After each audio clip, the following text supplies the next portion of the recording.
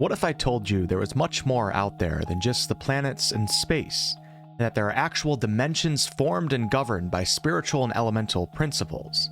Planes that exist as reflections of the material plane you could find yourself lost in by simply walking into a shadow. Planes that are home to genies, shades, demons, and angels, even the gods themselves. In this Sunday's lore video, we're going to be discussing the different planes of existence in Forgotten Realms lore. And like with my recent world settings video, once you get this down, everything else starts to make much more sense. A massive thank you to all channel members and supporters over on Patreon who very much help keep this series alive. Let's jump right into it. The current and most common cosmological model used to visually display the different planes of existence is the Great Wheel. The Great Wheel consists of a series of concentric spheres, and in the center we have the prime material plane, the plane of existence where the realm space and other crystal spheres reside. Of course, the realm space contains the planet of Toril, the continent of Faerun, and the city of Baldur's Gate. Almost everything outside of the tutorial of BG3's early access takes place on the material plane. If you're wondering what I meant when I said crystal spheres, well, the material plane on a larger scale actually consists of an infinite expanse of fluid that is known as phlogiston. Crystal spheres, such as the realm space, float within this phlogiston, and they contain an entire system of one or more worlds. When someone refers to a D&D campaign setting that's outside of the Forgotten Realms, such as the Dragonlance setting, they're likely referring to a location that's still in the material plane, but resides in a different crystal sphere. The Dragonlance setting takes place on the planet of Kryn, in the crystal sphere known as the Kryn space, but no need to get into any lore from other crystal spheres. The material plane is shown in the center of the wheel, and it's the nexus where the philosophical concepts and the elemental forces that define other planes collide in the jumbled existence of mortal life and matter. You'll notice directly above and below the material plane, there's the Feywild and the Shadowfell. Both of these planes in this model are placed very close to the material plane, and the reason for that is that they run parallel to the material plane. In a sense, they are reflections or echoes, and they consist of geography that is similar to the planet of Toril, but not identical. The Feywild's landscape is more dramatic and beautiful. It's a land suffused with potent magic, a land of everlasting twilight. It's also, of course, the origin and home to Fey creatures. To get to the Feywild, you typically have to wander through a Fey crossing, which are portals where the material plane and the Feywild touch. These crossings are oftentimes found in pools of water, circles of mushrooms, and even under tree trunks. The Shadowfell plane, also known as the Plane of Shadow, exists as a sort of counterpart to the Feywild, as the Shadowfell is a bleak and desolate place full of decay and death. Landmarks from the material plane can be recognized here, but they're twisted and warped reflections. This plane is home to creatures of the dark, shadow creatures, liches, wraiths, and more.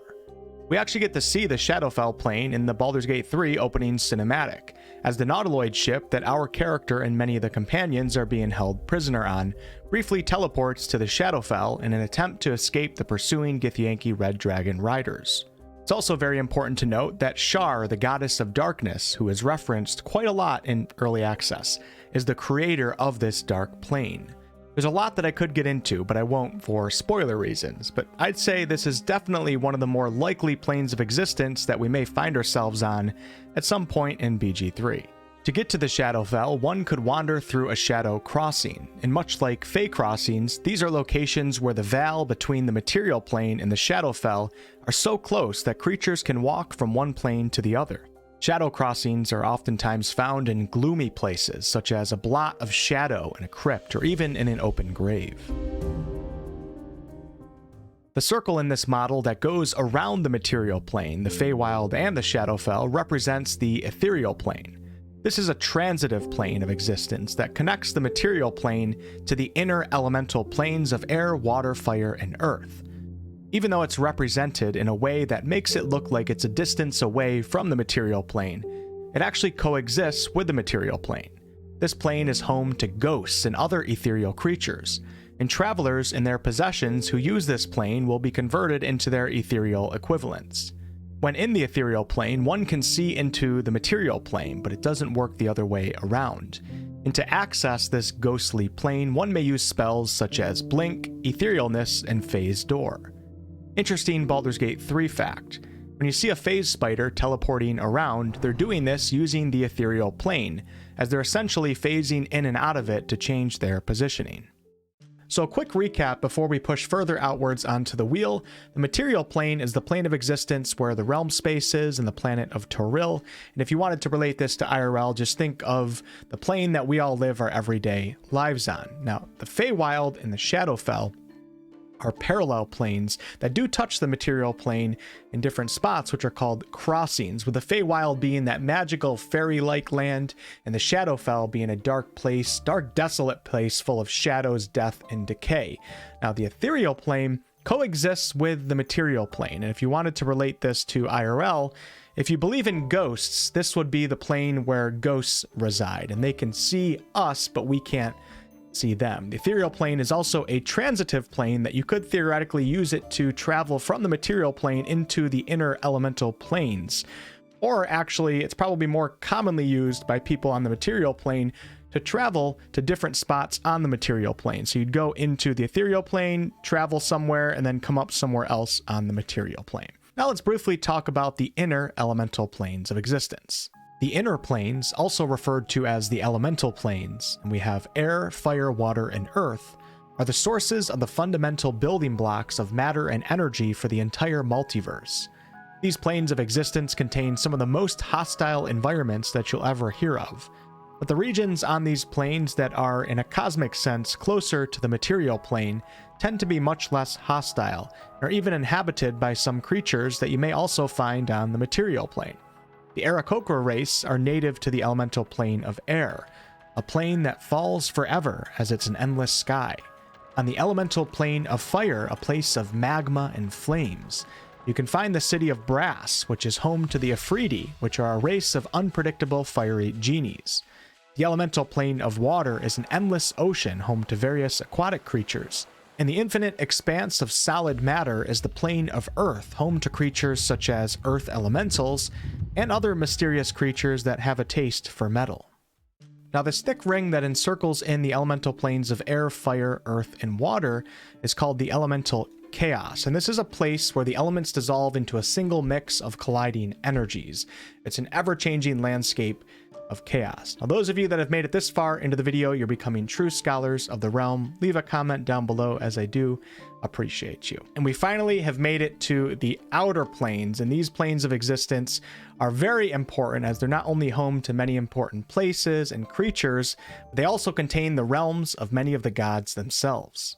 It's also important to note that the tutorial area in Baldur's Gate 3's early access takes place on a nautiloid ship that is flying through Avernus, which is the uppermost layer of the Nine Hells, which is one of these outer planes. Before we get deeper into individual outer planes of existence, you may have noticed that many of these planes are separated into these semicircles. Right here, we have the semicircle that represents the upper planes, and down here we have the semicircle that represents the lower planes. So the upper planes is a collective term used to represent the planes that are morally good, and the lower planes is a collective term used to represent planes that are of the morally evil alignment. Basically, the higher up that you go on the wheel, the more good things become, with Elysium being the definition of pure good, and the lower that you go, the more evil things become, with Hades being the plane of existence that is the evil of the evil. Those of you with a sharp eye may have noticed that there are two planes that do not connect to the upper or the lower planes, and these are the planes of Mechanus and Limbo, and the reason is these are the planes that represent neutral. But we're not quite done just yet, as the outer planes are also deliberately placed from left to right and right to left to represent planes of law and planes of chaos. To the extreme left, we have Mechanus, which is the best definition of a plane of existence that is a plane of law, a really orderly place with a strict hierarchy. And then over here on the right, we have Limbo, which is a plane of pure chaos, pretty much where anything goes, really chaotic plane of existence. And just like with the alignments, the higher you go, the more morally good things become, and the lower you go, the more evil things become. The more left you go on the outer planes, the more law things become, and the more right you go, the more chaotic things become. Now, if I were to use creatures to further demonstrate this, devils, for example, tend to be these lawful evil creatures, and that's why you'll find them in the plane of existence known as the Nine Hells. And the Nine Hells is on the left side, which is the planes of law, and it's on the lower half, which are the planes that are morally evil. And then demons, for example, tend to be these really chaotic evil creatures, and that's why you can find them in the plane of existence called the Abyss. Now, if we were to go up to the upper planes, using Mount Celestia as an example, Mount Celestia is home to an elite group of celestials called Archons, which are celestials that are in service of all things that are lawful and good. I did mention several times that the outer planes are also home to many of the deities. Selûne, for example, the Faerunian goddess of the moon, resides in a divine realm known as the Gates of the Moon, which is located in the outer upper plane of Isgard. Isgard is a plane that straddles the alignments of chaotic good and chaotic neutral, and much of the plane is actually dominated by the gods of the Norse pantheon. It's almost like a Valhalla in a way. It's also very important to note that if you worship one of the gods in your mortal lifetime, when you die, they should claim your soul, and then you'll find yourself spending your afterlife in one of their divine realms. Lolth, the Spider Queen, the evil goddess of many of the Drow, resides in the Demon Web Pits, which is located in the lower plane of the Abyss. The Abyss is the birthplace of demons, and it consists of an uncountable amount of layers connected haphazardly. Asmodeus, or Asmodeus, the god of indulgence, oppression, and power, resides in the bottommost layer of the Nine Hells, which is called Nessus. Like I mentioned earlier, the tutorial of BG3 takes place in Avernus, which is the uppermost layer. The Nine Hells is a plane of sinister wickedness and institutional cruelty. It is of course home to many devils. Mechanus, also referred to as Nirvana, is a place of law, process, and pure structure, and it's home to the Modrons, which are a race of immortals known for their zealous adherence to the principles of law and order above all else. Mount Celestia is a plane that represents the pinnacle of law and goodness, and all aspects of it were beautiful and perfect. Like the other outer planes, it's comprised of several different layers, with the god of the dwarves, Moradin, residing in Solania, the fourth layer of Celestia. It is here that Moradin keeps his soul forge, which is used to temper the spirits and weapons of his people. The Beastlands, also referred to as the Happy Hunting Grounds, is a plane of neutral and chaotic good. The wildlife that resides here is capable of speech, and they have intelligence comparable to that of humans. There's also a very interesting and mysterious form of life that resides here that's called the Mortai or Morte, and these are highly intelligent and philosophical cumulus clouds with large humanoid faces that could communicate with anyone if they so wished. The Faerunian goddess Myliki, the Lady of the Forest, and the goddess who Dristo Erdin himself follows, established her realm here in the Beastlands, and it's called the Grove of Unicorns.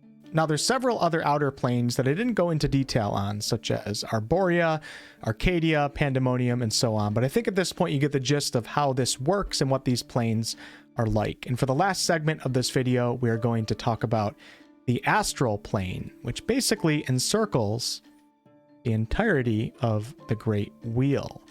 And the reason for this is that the Astral Plane can be reached from most points on the material plane by using certain powerful spells and devices, but it can also be reached from the first layer of many of the upper planes that we just talked about. So in theory, the Astral Plane actually connects the material plane to the outer planes, and there are some creatures and powerful beings that will use this plane for travel.